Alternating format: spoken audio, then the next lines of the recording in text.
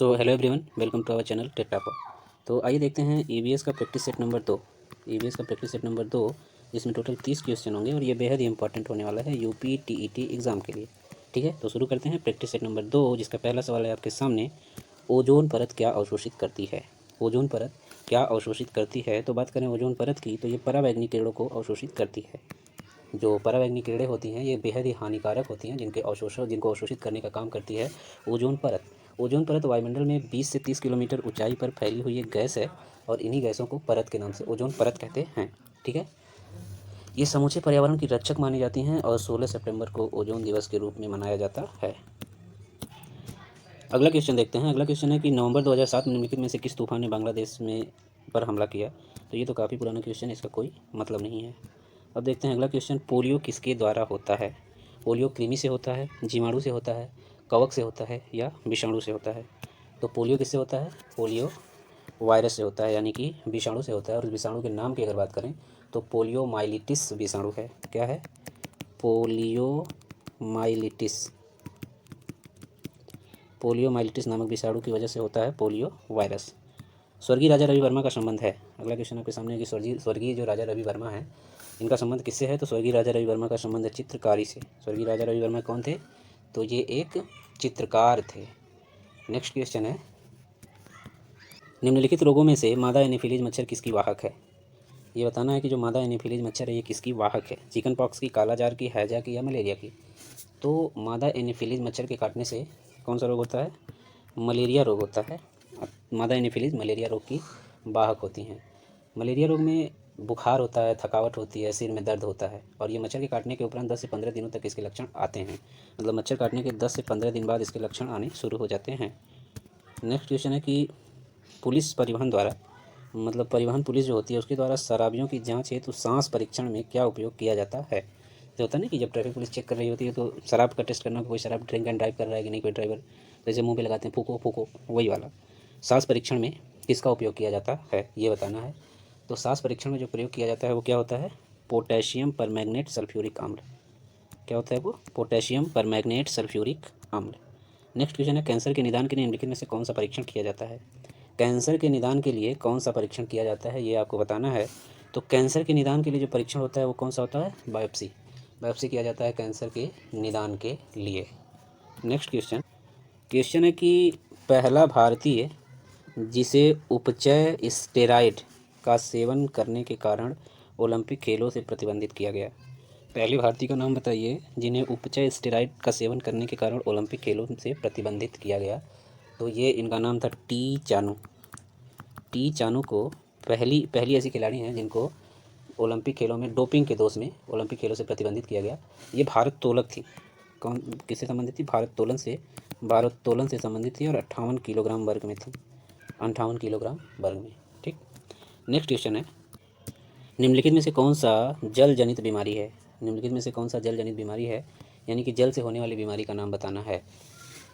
मधुमेह, हैजा, छोटी माता या मलेरिया? तो जल जनित बीमारी कौन सी है? हैजा। हैजा जल जनित बीमारी है। यह एक तीव्र संक्रामक रोग होता है जो दूषित भोजन और पानी से पैदा होने वाले कोलेरा जीवाणुओं से होता है। बिबेरियो कोलेरा जीवाणु होता है जिनसे ये होता है हैजा रोग। हैजा रोग में सबसे ज़्यादा प्रॉब्लम होती है कि इससे दस्त होता है, शरीर में अत्यधिक जल की कमी हो जाती है, आवश्यक लवणों की कमी हो जाती है और निर्जलीकरण हो जाने की वजह से शरीर काफ़ी कमज़ोर हो जाता है। नेक्स्ट क्वेश्चन है, डायनासोर थे। डायनासोर क्या थे ये बताना है। तो डायनासोर सरीसृप ये 65 मिलियन वर्ष पूर्व मेसोजोइक काल में विलुप्त हो गए। तो डायनासोर का संबंध किस काल से था? मेसोजोइक काल से। और डायनासोर एक सरीसृप थे जो विलुप्त हो गए। ये कब की बात है? 65 मिलियन वर्ष पूर्व की बात है जब डायनासोर विलुप्त हो गए। ठीक है। नेक्स्ट क्वेश्चन है, कोयले का सबसे बड़ा भंडारण किस राज्य में है? कोयले का सबसे बड़ा भंडारण किस राज्य में है? तो वो है झारखंड। कोयले का सबसे बड़ा भंडारण किस राज्य में है? झारखंड। अगला क्वेश्चन है कि क्रिकेट विश्व कप 1983 में भारतीय टीम से पराजित वेस्टइंडीज़ टीम के कप्तान कौन थे? 1983 में भारत ने अपना पहला विश्व कप जीता था। पहला विश्व कप 1983 में भारत ने जीता था। भारतीय टीम के कप्तान थे कपिल देव और जो वेस्टइंडीज़ के वेस्टइंडीज़ टीम के कप्तान थे उनका क्या नाम था? तो वो थे क्लाइव लायड। क्लाइव लायड थे वेस्टइंडीज़ के कप्तान।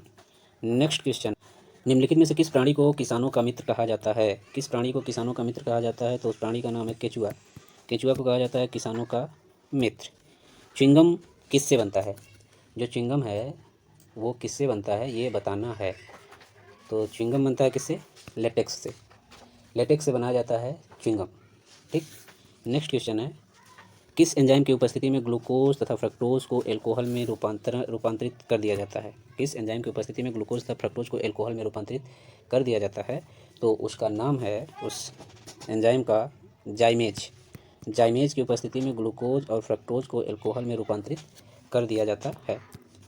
नेक्स्ट क्वेश्चन है, मक्खन क्या है? मक्खन क्या है बताइए? मक्खन दूध से विसरित वसा है। दूध से निकाला गया वसा है मक्खन। ठीक। नेक्स्ट क्वेश्चन है कि निम्नलिखित में से कौन स्थानीय प्रजाति है? निम्नलिखित में से कौन स्थानीय प्रजाति है? तो वो है, तो बताना है कि निम्नलिखित में से कौन सी स्थानीय प्रजाति है। तो ये हो जाएगा आपका हॉर्नबिल। हॉर्नबिल ये स्थानीय प्रजाति है। और अगर बात करते हैं तो हॉर्नबिल की, तो ये अफ्रीका महाद्वीप में पाया जाता है। कहाँ पे पाया जाता है? अफ्रीका महाद्वीप में। और हॉर्नबिल त्यौहार कहाँ मनाया जाता है भारत में, ये आपको बताना है, बताइएगा। नेक्स्ट क्वेश्चन है, किण्वन एक कार्बनिक यौगिक के अपघटन की प्रक्रिया है। किण्वन एक कार्बनिक यौगिक के अपघटन की प्रक्रिया है। तो वो कौन से कार्बनिक यौगिक के अपघटन की प्रक्रिया है? एंजाइम के। किण्वन एंजाइम के अपघटन की प्रक्रिया है। अगला क्वेश्चन देखते हैं, निम्नलिखित में से किसमें कोलेस्ट्रॉल नहीं होता है? कोलेस्ट्रॉल नहीं होता है ये बताना है। तो मूंगफली के तेल में कोलेस्ट्रॉल नहीं होता है। कोलेस्ट्रॉल फ्री होता है मूंगफली का तेल। नेक्स्ट क्वेश्चन है, 2016 रियो ओलंपिक की बात कर रहा है, तो इसका तो कोई मतलब नहीं रहा। अगला क्वेश्चन है कि हड्डियों में किस पादम पोषक के उपस्थिति होने के कारण इसका प्रयोग उर्वरक के रूप में किया जाता है?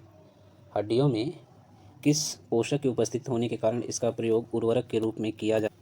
तो देखिए, हड्डियों में जो है फास्फोरस की उपस्थिति के कारण इसका प्रयोग जो है उर्वरक के रूप में किया जाता है।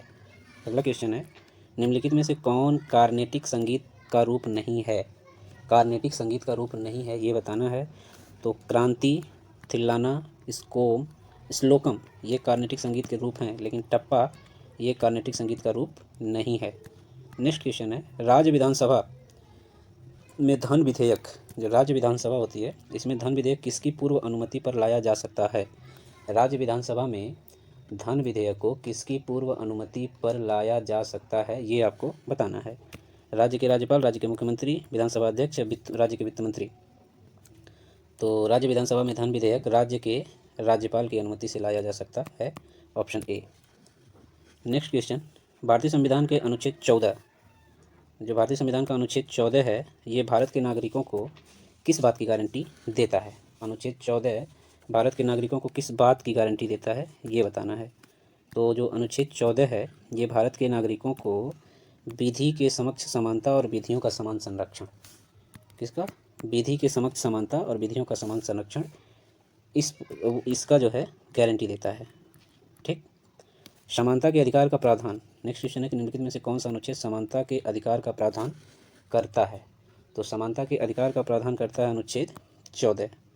अनुच्छेद 14 करता है समानता के अधिकार का प्रावधान।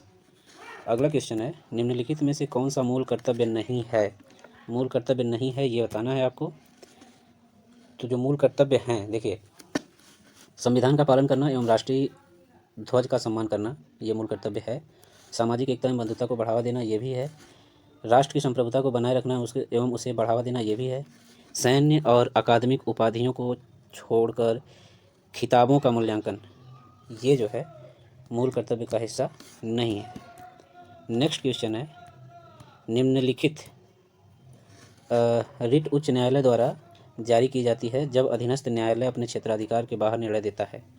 जब अधीनस्थ न्यायालय अपने क्षेत्राधिकार के बाहर निर्णय देता है तो उच्च न्यायालय द्वारा कौन सी रिट जारी की जाती है ये बताना। तो जब अधीनस्थ न्यायालय, क्षेत्रीय न्यायालय जो भी होता है वो अपने अधिकार क्षेत्र के बाहर का निर्णय देता है तो उच्च न्यायालय द्वारा प्रतिषेध, कौन सी रिट? प्रतिषेध नामक रिट जारी की जाती है।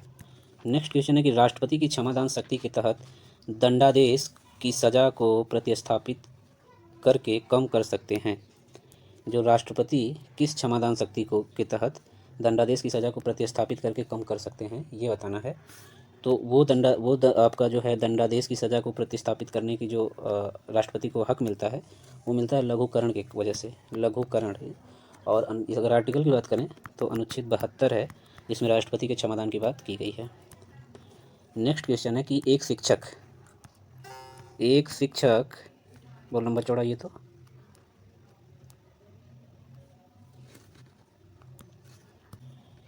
क्वेश्चन ये है कि प्राथमिक कक्षा स्तर पर पर्यावरण अध्ययन शिक्षण के 3 प्रमुख उद्देश्य हैं। प्राथमिक कक्षा स्तर पर पर्यावरण अध्ययन शिक्षण के जो 3 प्रमुख उद्देश्य हैं वो कौन कौन से हैं? तो वो है ज्ञान, अवबोधन और अनुप्रयोग। 3 प्रमुख उद्देश्य हैं, ज्ञान, अवबोधन और अनुप्रयोग। तो ये रहा आज का वीडियो, मिलते हैं नेक्स्ट वीडियो में, तब तक के लिए थैंक यू।